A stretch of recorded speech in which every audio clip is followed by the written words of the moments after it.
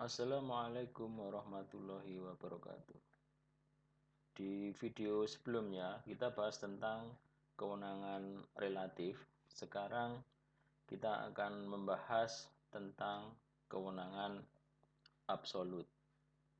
Nah, kewenangan absolut atau kekuasaan absolut atau juga disebut kompetensi absolut ini adalah kekuasaan yang berhubungan dengan jenis perkara dan sengketa kekuasaan pengadilan. Kalau kewenangan relatif itu berkaitan dengan wilayah kekuasaan pengadilan, ke pengadilan mana perkara itu, ke pengadilan agama mana perkara itu diajukan. Sementara kalau kewenangan absolut itu perkara apa saja yang menjadi kewenangan peradilan agama. Jadi berkaitan dengan jenis perkara.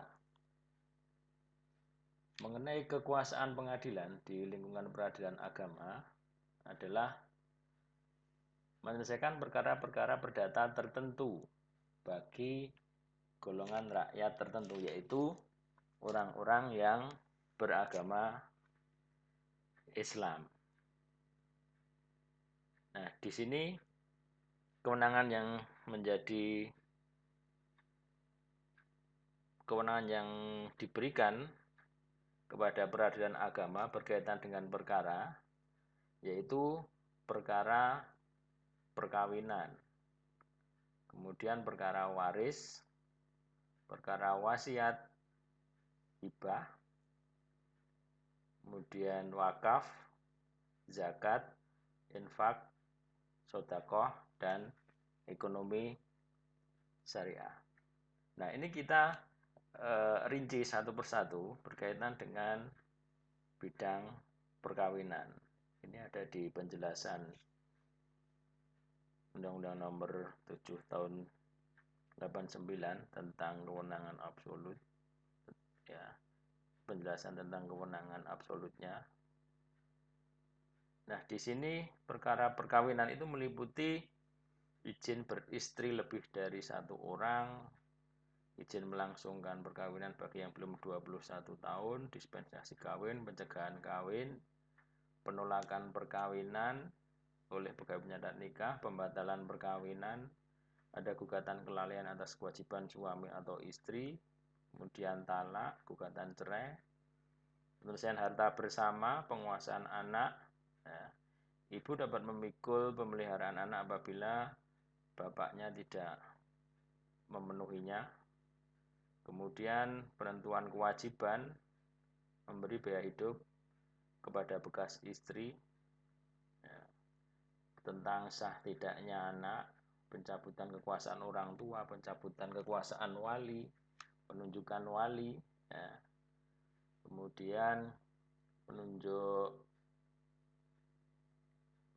pembebanan kewajiban ganti rugi apabila wali merugikan anak di bawah kekuasaannya, penetapan asal usul anak, pernyataan sahnya perkawinan sebelum Undang-Undang Nomor 1 Tahun 74, kemudian ada wali adol dan perselisihan penggantian mahar yang hilang sebelum diserahkan. Nah, dua yang terakhir ini diatur di dalam kompilasi hukum Islam. Inilah yang perkara-perkara yang menjadi kewenangan peradilan agama di bidang perkawinan. Sementara untuk bidang warisan, ya, ini berkaitan dengan siapa pewarisnya. Kalau pewarisnya muslim, ya berarti akan diselesaikan di pengadilan agama. Apa saja yang bisa diputuskan oleh pengadilan agama, yaitu menentukan atau menetapkan siapa yang menjadi ahli waris, kemudian apa saja harta peninggalannya, kemudian bagian masing-masing ahli waris, dan juga sekaligus melaksanakan pembagian harta warisan. Kemudian wasiat. Kalau wasiat kan perbuatan seseorang untuk memberikan suatu benda atau manfaat kepada orang lain, ya. Bisa juga kepada lembaga atau badan hukum, dan perbuatan memberikan itu akan berlaku ketika si pewasiat itu meninggal dunia. Jadi pemberian itu akan berpindah ketika si pewasiat itu meninggal dunia. Kemudian hibah, kalau hibah itu pemberian secara sukarela tanpa imbalan kepada siapapun, orang bisa badan hukum, ya, baik dari orang maupun juga badan hukum. Nah, bisa juga ini wakaf ya, wakaf perbuatan atau seseorang atau sekelompok orang, yaitu disebut dengan wakif atau orang yang mewakafkan untuk memisahkan atau menyerahkan sebagian harta benda miliknya untuk dimanfaatkan selamanya atau dalam jangka waktu tertentu untuk keperluan ibadah atau kesejahteraan umum menurut syariah. Ini adalah kaitannya dengan wakaf. Kemudian zakat, kalau zakat berkaitan dengan harta yang wajib disisihkan berdasarkan hukum Islam dengan ketentuan-ketentuan yang diatur oleh syariat dan diberikan kepada yang berhak menerima. Kemudian tentang infak ini berupa perbuatan untuk memberikan sesuatu guna menutupi kebutuhan, baik bisa berupa makanan, minuman, atau yang lainnya. Kemudian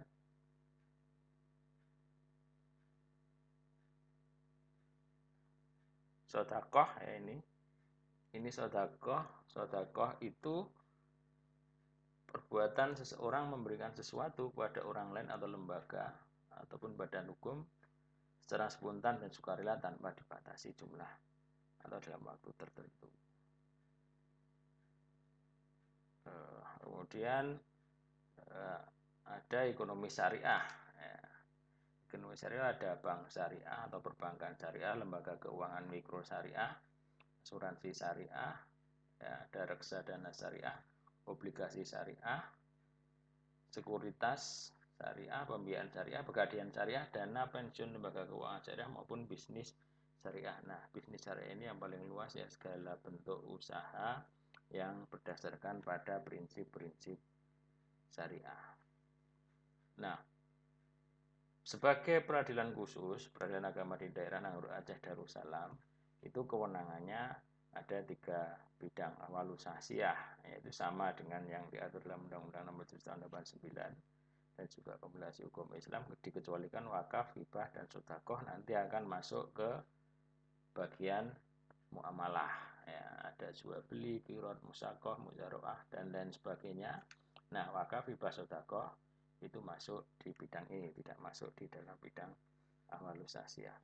Kemudian jinayah, ya, ada yang berupa had, bisa zina, menuduh zina, mencuri, merampok, pemberontakan, minuman keras, ya, kemudian yang berupa kisos atau diat, ada pembunuhan dan penganiayaan, dan kemudian takzir. Nah, takzir ini contohnya judi, kholwat, meninggalkan sholat fardu, atau meninggalkan puasa Ramadan.